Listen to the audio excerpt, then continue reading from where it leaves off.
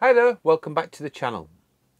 Now in today's video we wanted to explain this as much as possible. It's not clickbait, we don't do clickbait on the channel, and we also didn't want it to come across as just moaning, did we? No, we didn't. But the subject is when you're caravanning abroad and things can go wrong.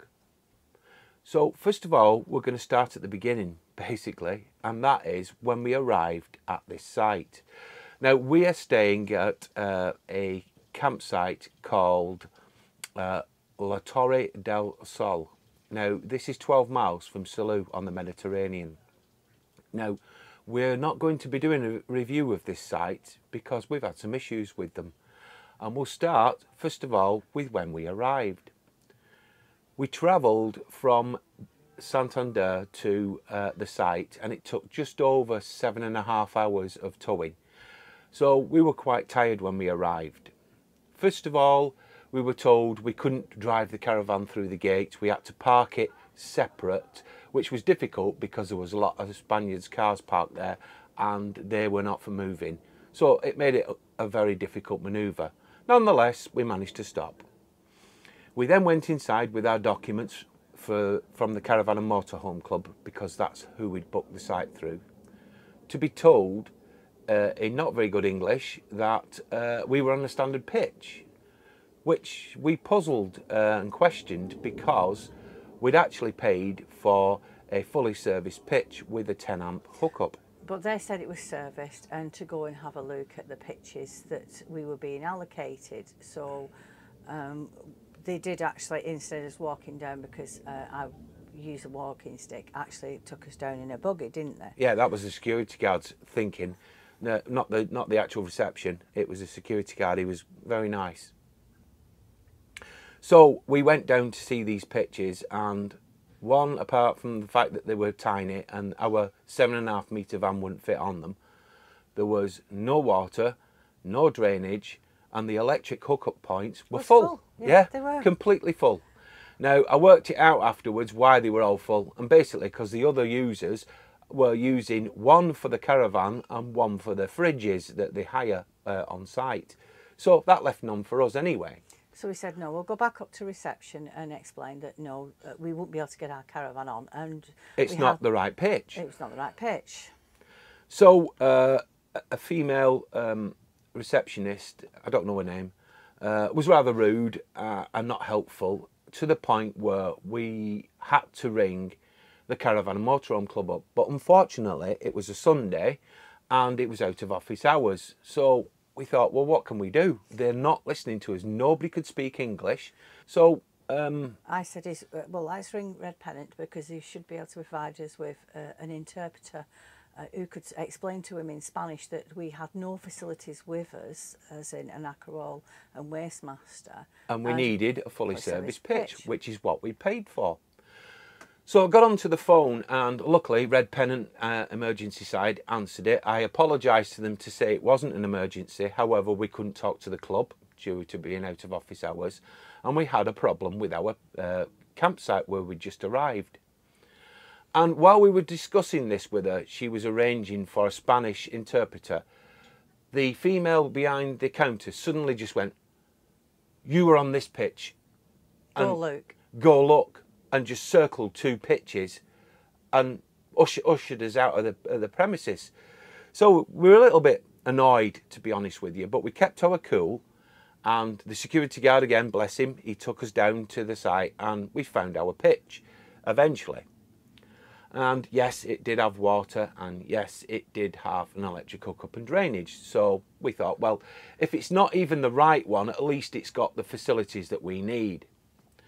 So we went back up to the top and we told them which one we wanted, and we were eventually allowed into the camp with a caravan, which is a tight squeeze, but we got in anyway. We got to the pitch with the caravan, and what we hadn't realised when we selected it is they have a really high slope.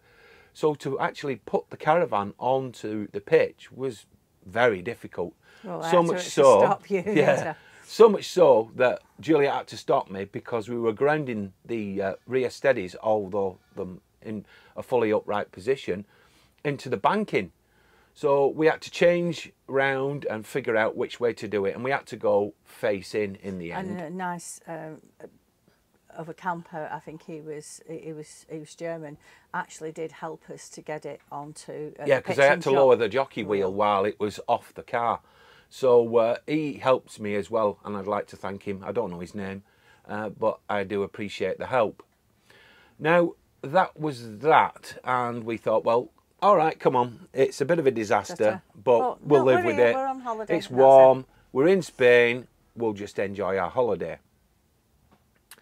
Anyway, a couple of days later, Juliet developed a rash on her foot. And when we did Dr. Google, we found out that she got a severe allergic reaction to the heat.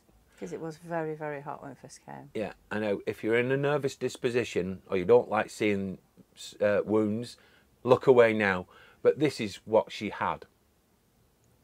So we went to the nearest pharmacy, but unfortunately it was Catalonia Day, which is like a bank holiday.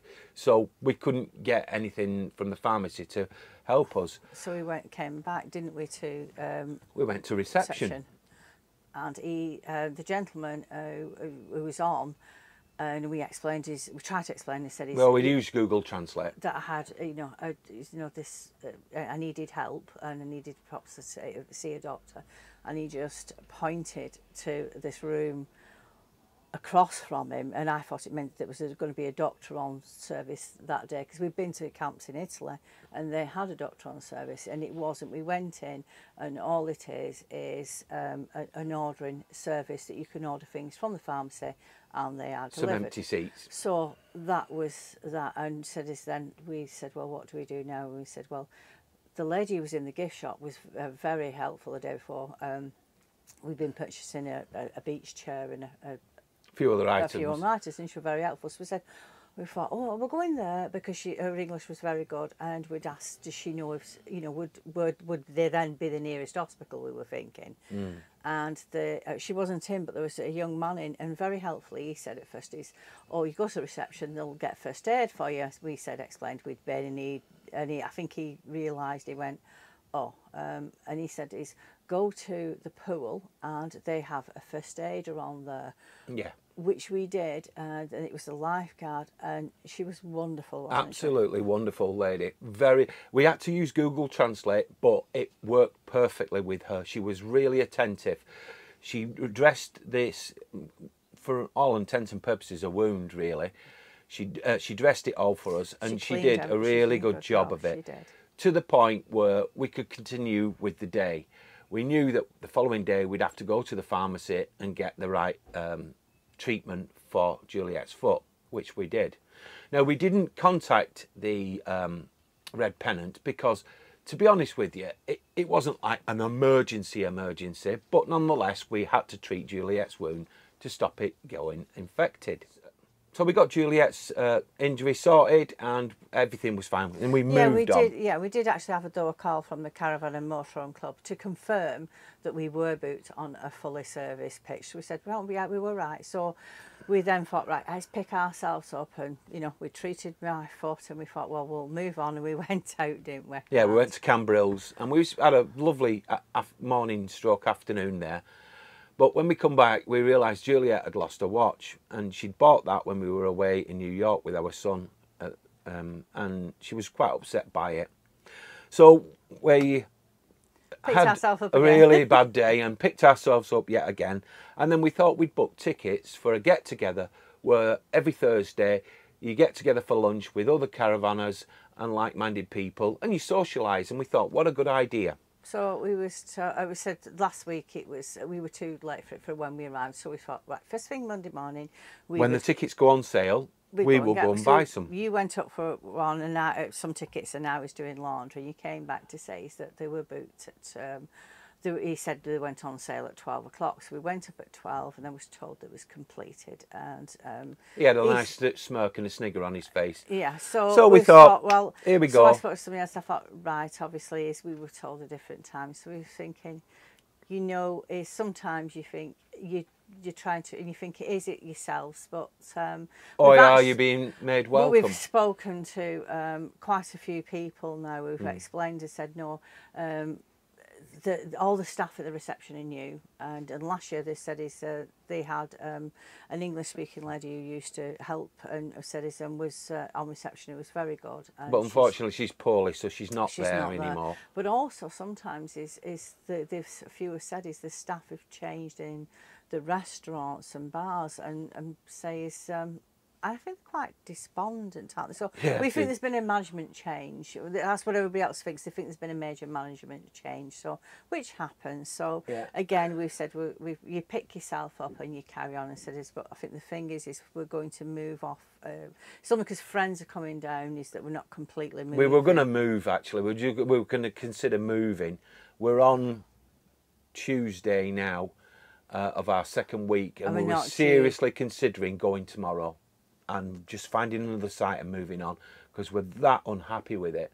But like Juliet just said, we've got friends coming and they're staying on the site nearby, so we don't want to miss them. So we're going to stay until at least Sunday. We know we should go back up to our next site on Monday. So I think we're going to leave it. We're going to ring the club up and see if we can change it and get a day early at our next site.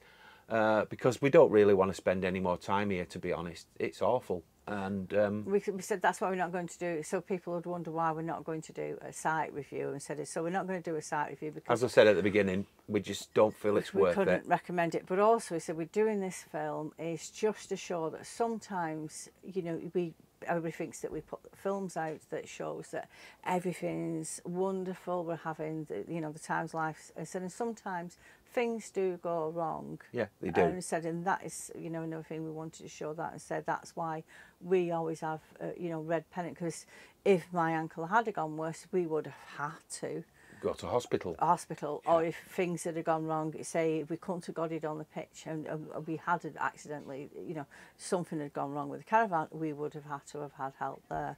So this is just to show the truth of what happens sometimes when you go caravanning, especially abroad. Well, I hope this has not been a bit of a doom and gloomer, because we're trying to make as much light of it behind away from the camera as possible. But like I said, we just wanted to share this with you. Thanks for watching. I do hope you'll join us again real soon. But in the meantime, bye for now. Bye.